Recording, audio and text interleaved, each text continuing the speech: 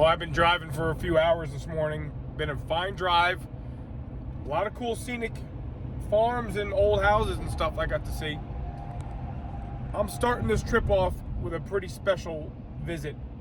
I'm meeting with a gentleman who's contacted us through the channel, and he happens to be the original owner of one of these crazy W cars we mess around with. A 69 W-31, you're probably bored of hearing me say that, Cutlass S. Coupe, Cutlass S Coupe, 10569 like Mr. Jones.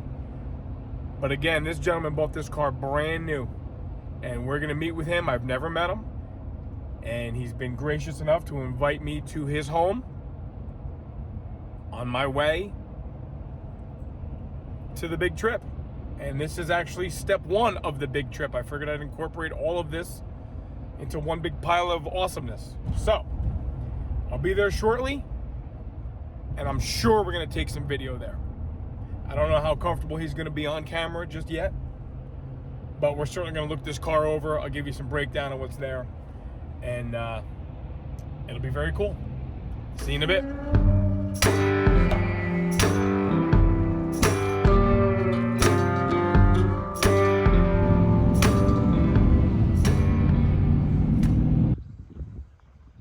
All right, everybody, I made it. I made it to stop one. This is gonna be fun. Let's take a look and see what we got. This is the car that I'm about to meet after meeting the very, very, very nice owner of this car, original owner of this car, showing me the magazine it was in. On the wall in his den, his very elaborate den, which we'll keep much of it private, is the original bill of sale, and we have some other receipts from, dating back to 1972. What is this? This here is the Department of Motor Temporary Registration Certificate. These are pictures post-restoration. This gentleman is certainly in love with his W-31. It's a sickness, though. I took the water pump and the carburetor. I took both of the things off. I sent the water pump out to get rebuilt. Did they break it? They broke the casting. Yeah. The original water pump. I got it, but it's in pieces. And now Thornton's making them water pumps with the numbers on them. Yeah, I know it. Yep. Yeah, so that's what I'm gonna. I got a water pump on there, but I'm gonna have to get one of them. We're gonna do the big unveil here and go through this car. This is stunning. This is stunning. Look at the dust on this. I know it. That's great. She said yesterday, she said, you really dust that off before that guy gets here. I said, well, feel that. I have to get some of this stuff on video here. Feel that brake pedal. He wants me to get in this car. I'm gonna sit in this one-owner car right now. Yeah. Keep my feet. What do you think of that brake? This is a 21,233 mile car. That's it. Not 121,000 miles. No, I never drove it. This car has 21,233 miles. We're going to just get acquainted with this car a minute, and then we're going to have to just kind of get a video going here. Look, that's a 4-speed, no console shifter boot. Look familiar, guys? Yeah, Let me say that I'm at this gentleman's house. I know I've said, I'm going to say it again. He is the original owner of this car. He bought this car brand new in July of 1969. 391, 4-speed, trophy blue, white stripes. This car was originally a steel wheel poverty cap car. He installed the rallies because he just always wanted them, and he just simply could not afford them when he bought this car brand new. This is a bucket seat car, no console. That is amazing. It's just so cool that through the channel, it's so cool that through our efforts with Mr. Jones and the OG and what Joe and Big J and I are doing, that an invitation like this comes along simply because an Oldsmobile guy through and through, an Oldsmobile guy who bought one brand new,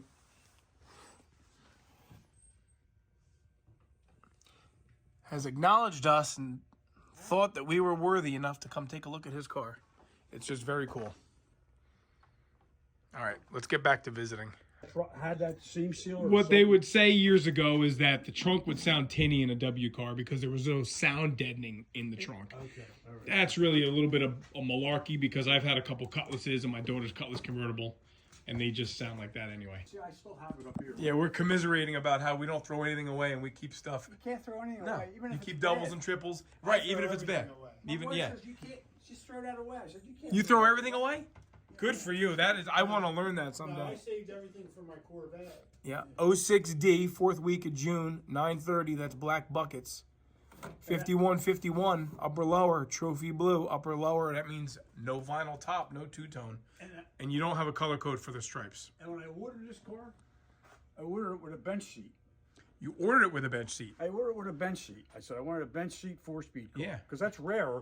Yeah. The car comes through, and they got bucket seats. The salesman says, "Oh, I can put a bench seat in for you." I said, "No way. They're going to start drilling holes." No, you know what's cool So I just is left buckets no console.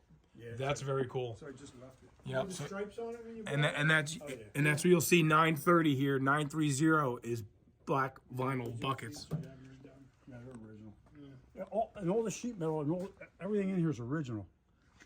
Because I never drove the car. 22,000 mile car. Got a problem. Yeah, my car definitely has a little bit more wear and tear on it, but here you go, guys. W-31 balancer. Yep. That's it. You can, if you have 68, 9, or 70, you get a W-31 balancer. This car still has the reverse lockout mechanism hooked up. Mine does not. I saved all that and put it back. Yeah. Now look here. This should settle some argument with people with a positive battery cable.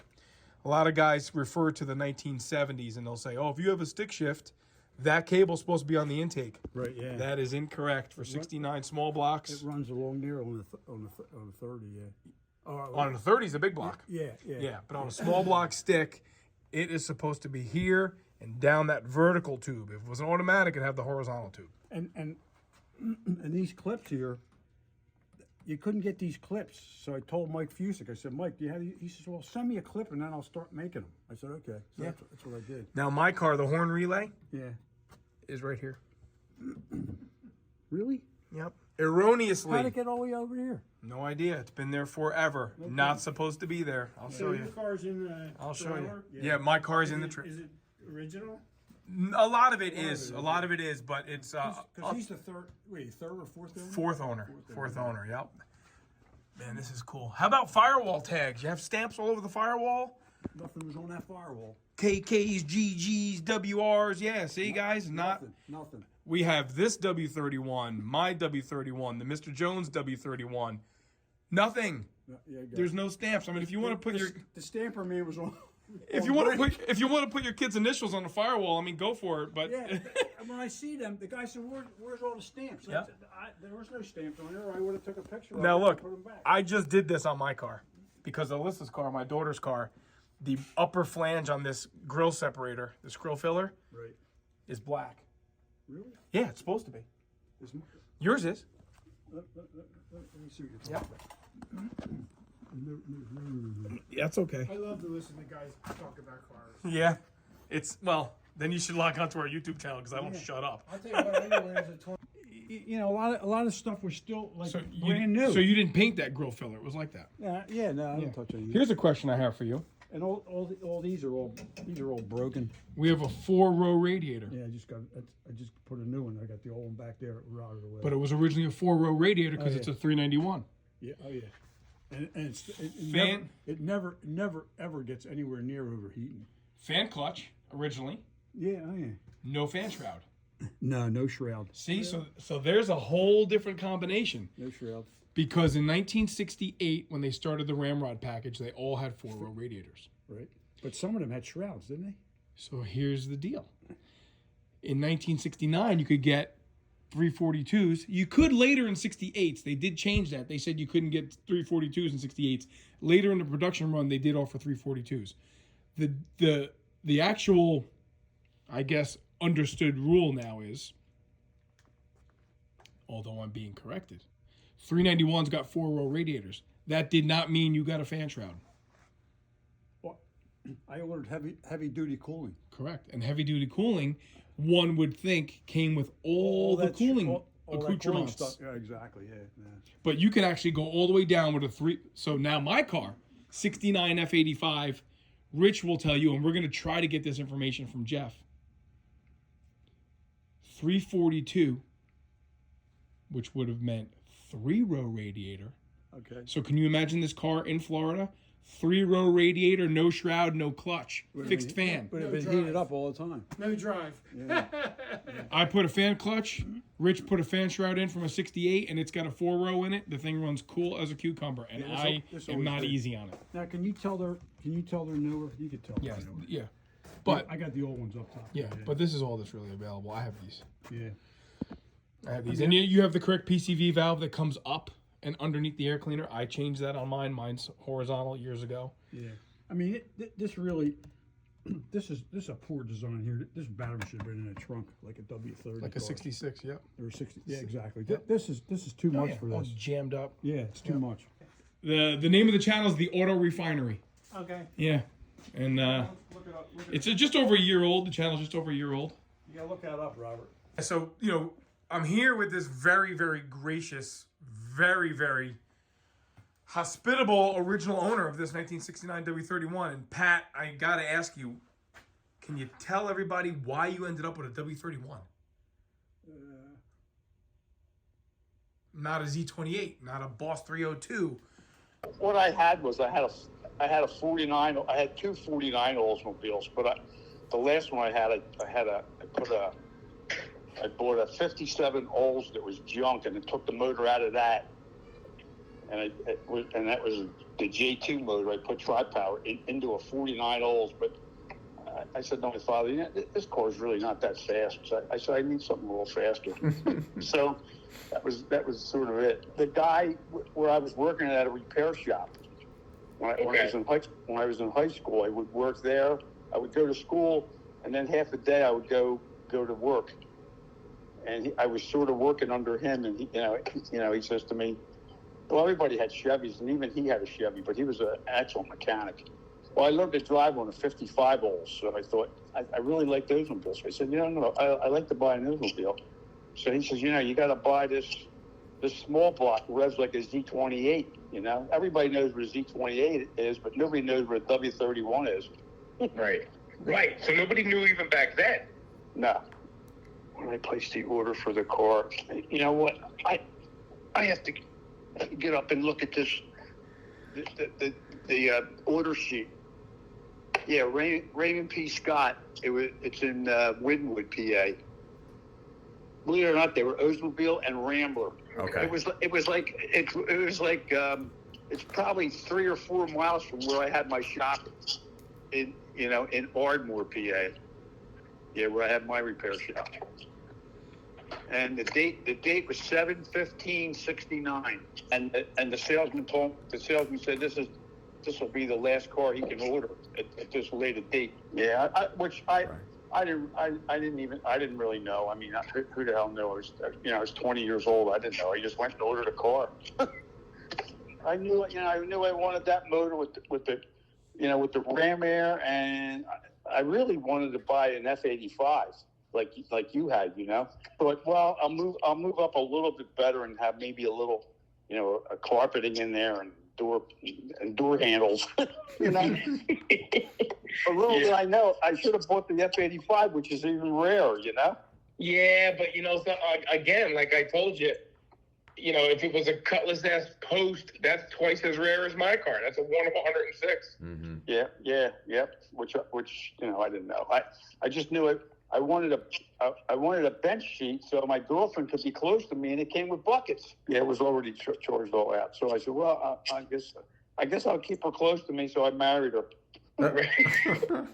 So you ordered the car in July. When did it come in? Yeah, like the end of August. Okay, end of August. Just bite my nails. But I did actually. The buddy of mine, the mechanic that told me to get this, we went over and looked.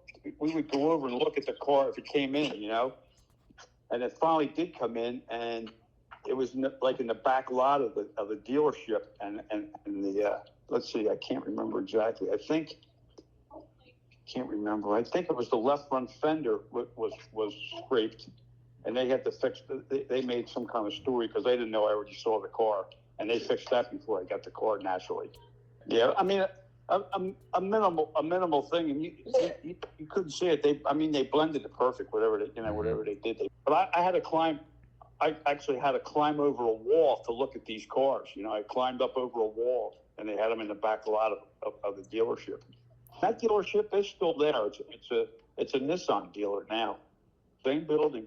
Your brother Steve, he wanted to do that, take that car down. And I said to Kathy, I thought about doing that a long time ago, taking that car back to the dealer, right, and put right at the rate, because when we went there, it was right at the service desk. All of these years, what made you keep it this long? I don't know. Once I get something, it's hard to get rid of it.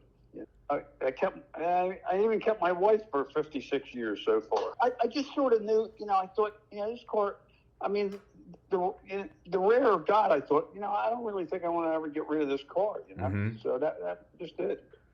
Yeah, and it's been I counted the garages. I would go and rent a garage, and I'd have to clean it out. One garage, I had to put a roof and a door on around where my old shop was. It was a customer, and it was full. A 2-car garage completely full. I completely, emptied the whole garage, put a roof on it for the lady, which was a customer, and put a new door on it, and kept it in there. That was the last it was in there for 7 years. Been in probably 10 garages over its lifetime. When I got it, I never drove it that much.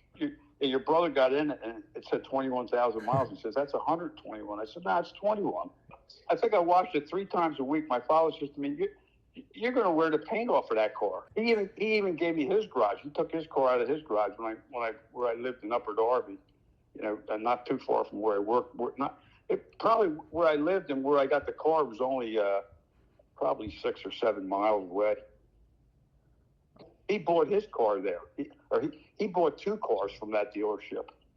Yeah, he bought a 55 Olds there, and then he bought he bought a 55 Olds, and I talked him into buying. I told your brother he bought I talked him into a 66 442, brand new. We had that. It was a 4-speed car, and my mother. He only kept it for a year because my mother wouldn't drive it. And that I'm telling you, that was faster than this car. Before I took this apart and put headers and a carburetor on it and stuff. But then I kept all the old stuff, put it all back the way it was.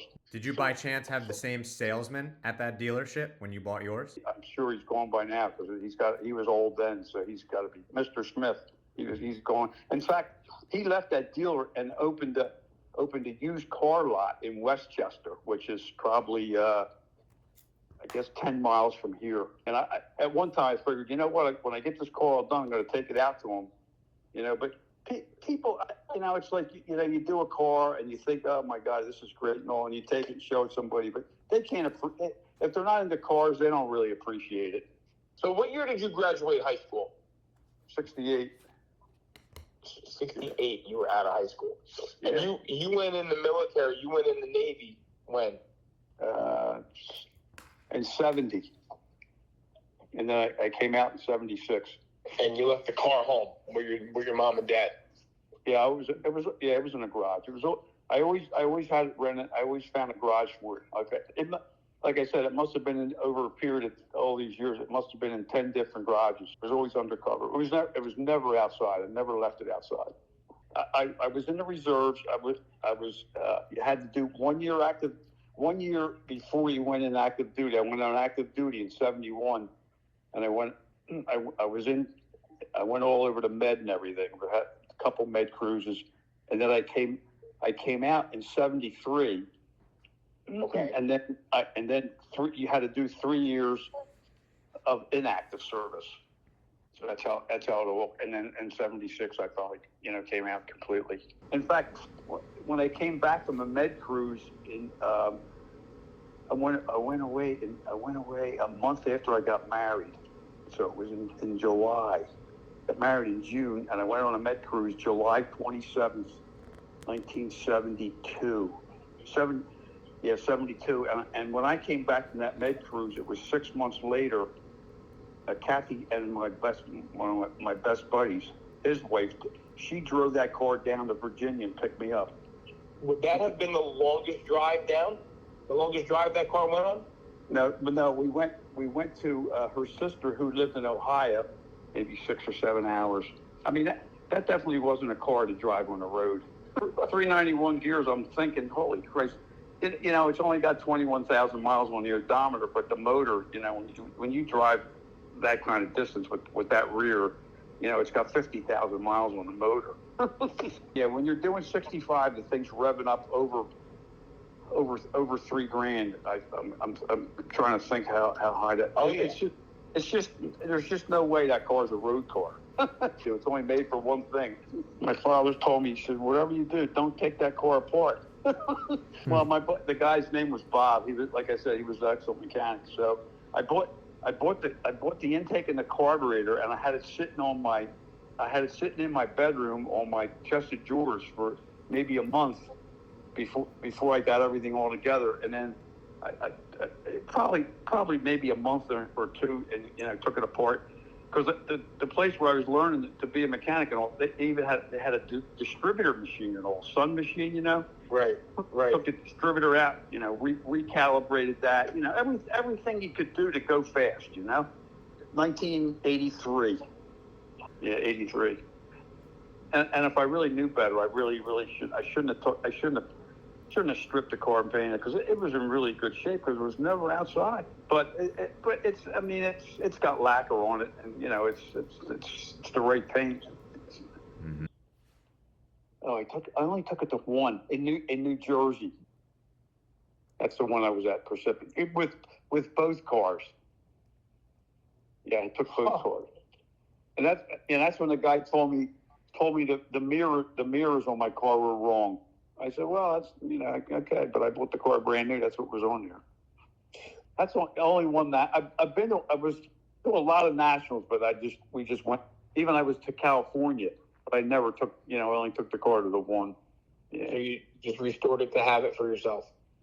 More or less. Well, I figured, I had to shop. I mean, you do a car today, you got to have 50 to 100 in it. You know what I mean? To do it right. Yeah, I paid $32 for it. I had $1,200. My father lent me the $2,000, and I paid him back. I worked, after high school, and I had the $1,200. I saved it, and then $1,200 in '69 was like $2 million. You know what I mean? $1,500 in '88 was like $1 million. I can't imagine what it was like in '69. Uh-huh. Right. So I paid him back. I paid him the $2,000. He said, I need to have this money back. So I worked. I was making $110 a week, and I paid him back. I think it took me 9 months to pay him back. So I paid for that whole car, out of myself. You know what I mean? Mm-hmm. Mm-hmm. So that makes you appreciate what you got he said, you want to buy a car? He said, you got to work for it. I said, okay. I let my daughter drive it, and she took it out and took it around the corner, and there was a fire hydrant right at the corner, and she couldn't. She thought it was power steering or whatever. You can't steer that car or drive it. So Right. It almost went into the fire hydrant. So that was the last time she drove it. So my son and both arguing who's going to have this car. I did race it once. Had headers on it and everything. I took it to Cecil County Drag Race. I ran it 3 times. The first run was 14 flat. I said, I got to get into the 13s.